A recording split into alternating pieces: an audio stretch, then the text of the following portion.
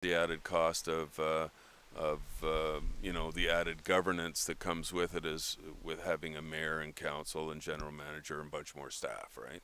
So, although if we joined with the town of Oliver, then there might not be so much of that in terms of governance, but also the town of Oliver residents have to look at our roads. These roads are heavily used. 18 wheelers on them. That bridge just on Road 9 coming up here, that's repaired every year. There's a big, with all the heavy activity with the big trucks and all the fruit and the wine and whatever transporting on those roads, lots of traffic, they get worn down fast. That's going to be an expensive addition to our taxes. Because that's not a provincial jurisdiction. That would be part of upkeep and maintenance, and the rural roads are in much more disrepair than the city roads right now, correct? Well, not well. The province has kept them up. Okay, maybe not to the level that we might as a municipality, but we don't know that. If we turned into a district municipality and we became in charge of the roads, and the roads were really expensive to maintain, you don't know. We might actually be worse in maintaining than the province. I don't really have too much criticism to forward to the province on the way they keep up the roads. I think they do a pretty good job. I'm fairly happy with how they do it. They keep the bridges in good shape, and when the roads are bad and there's complaints and I talk to them about it, they're pretty good. It might take them a year or two, but they will get here and they'll fix up these roads. So I'm fairly happy with the way the province has done it. I'm not. I'm hoping that they don't stop doing it so they can download it on us because it gets bad. But you're not going to see much favoritism in our public wanting to. And I know the Willowbrook people are also not interested in a municipality up there. So did you find at UBCM, is there a lot of talk of district municipalities? I'm just wondering, so sort of where this has stemmed from. It's not necessarily something that was talked about 3 years ago during council and their platforms or what they were looking for as a vision for this area. Is it something perhaps that is coming from the province as a direction, looking to communities to encourage them to do that? Or did you hear anybody else that were contemplating district municipalities when you were at UBCM? I suggested to the mayor that I join him in the meeting with the minister on the district municipality thing, and he said he wanted to discuss it with himself and Stu Wells, and that's fine. I didn't have a problem with that.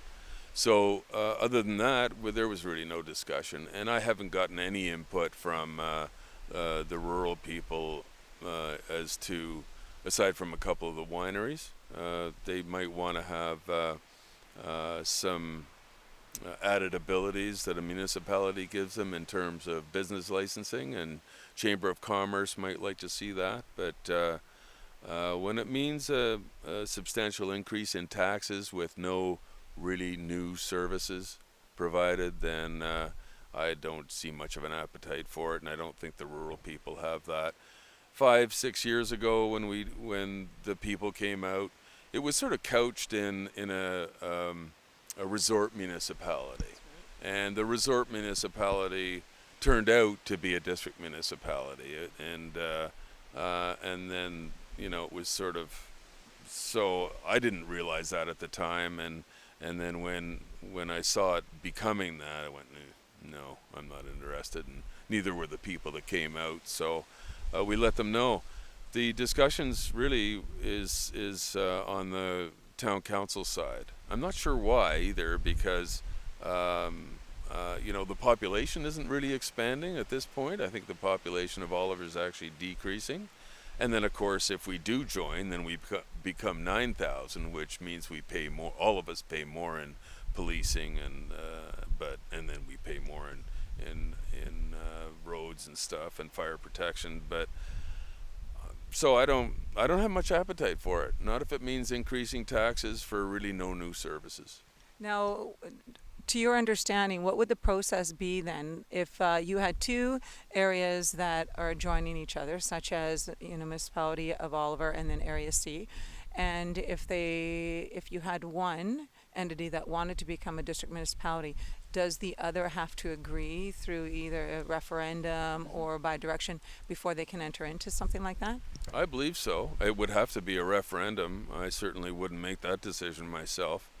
But I think there also needs to be some support from myself as regional director in taking it to the public in the first place.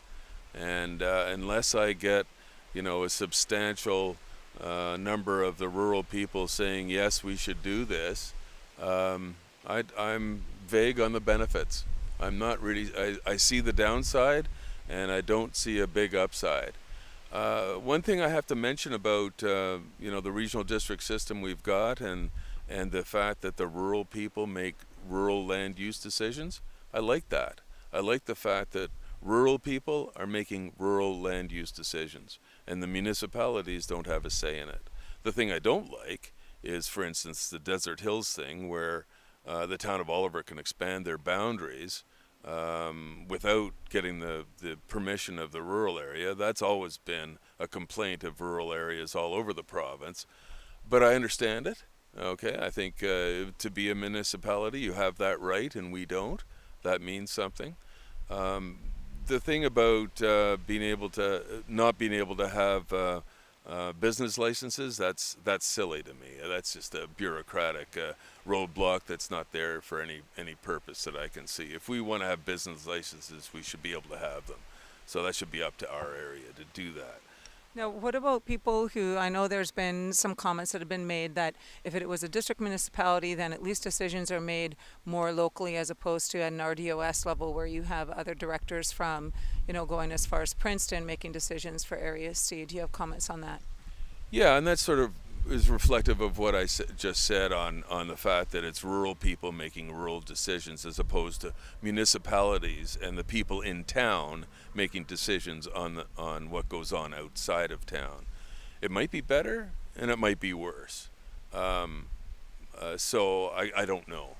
But I like the idea, personally speaking. I like the idea that, and I like the broader picture. I like the fact that we are looking at rural Princeton, that I make decisions in rural Princeton. I care about what goes on in rural Princeton. I definitely care what's going on in rural Osoyoos, so I get to make decisions on that. The municipal directors at the board do have problems with maybe, a big development at Willow Beach, like that 1,080 that Willow Beach first came through on, and they were joining up with the town of Osoyoos. I can see the angst of the mayor and council of Osoyoos not being able to have that decision. But really, it's not located in Osoyoos, so why not have the rural people? And we've got a good system where we have 8 directors deciding. So there's lots of directors that have that choice. It's certainly not up to any one of us to decide, and 8 is a good number to make a decision of any importance. And we cover the area from the border to Peachland and all the way from Manning Park to Baldy. So it's a big area, but it's our really local area. I like being able to care and make decisions on what goes on in the Similkameen, and I like them being able to care about what goes on here too. We are different in certain aspects. There's 4 different ways of voting in the regional district, and it gives us the flexibility we make to make good decisions.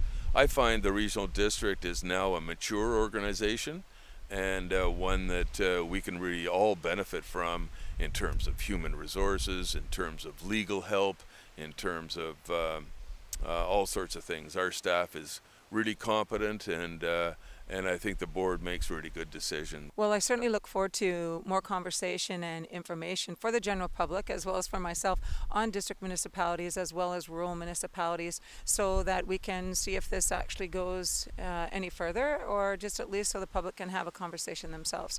So let's switch gears a bit. I want to go back to UBCM, and just I know that obviously the municipality of Oliver had their meetings with various ministers over various issues, and I'm looking for an update for yourself for Area C. who you met with. You referred to Minister of Agriculture, but if there was any other ministers that you met. Okay, no, I visited the Minister Pym of Agriculture to deal with the restaurant issue, and also to update him on the genetically modified organism resolution that was in there and what happened last year on that. So that's what I talked to him about, and that went well. I got good feedback from our MLA on that meeting, and she thought that everything was well done, so I was happy with that. I met with Minister Stone and that's the Minister of Transportation, on the signage issue. Okay, now the signage issue in the rural areas, and really I was meeting with him on the fact that I'm the chair of the Planning and Development Committee and on the regional district, and that has come to our table as an issue for all the South Okanagan mostly. There is also some issues with that in terms of Naramata and maybe Summerland and Rural F, but rural Summerland, but not as much as down here. There's a real proliferation of signage, and it seems like every 10 years it gets crazy and we got to run through and take all the signs away, and then they slowly build back up, and then you got to do it again. We want to get a proper situation happening where, and there's so many that nobody sees any, just turns into clutter, right? So the Oliver Soyuz Winery Association has asked me to look into correcting the situation, and the highways is in favor of it.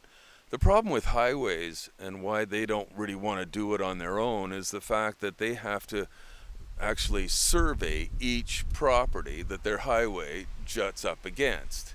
And if you look at a map, it's all wonky. You don't know. You have to do each lot, and it's a big cost, and it's, they don't like it. So if we can do, the regional district deals with private properties, and they deal with the road issues. So if we do it all together, then we might accomplish something sensible. Okay, so. And we clean up our area to improve the aesthetic, and I think tourists would be better off for it too. So there'd still be signage to replace all the individual signs around, but the highways would have a standard sign to deal with that. So we don't want to just eliminate the signs and not have any business being advertised anywhere.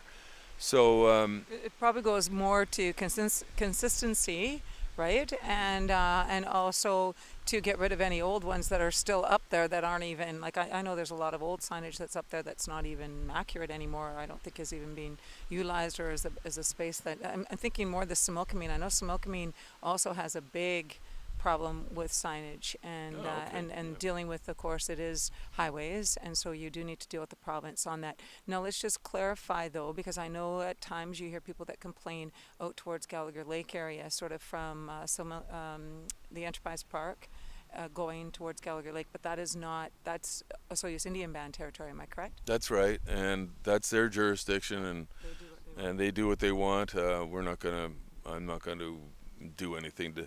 We have made delegation to them in the past, like in Kelowna they did, and it's their deal, and if they want to keep it, it's their decision, and we don't have much to say about it.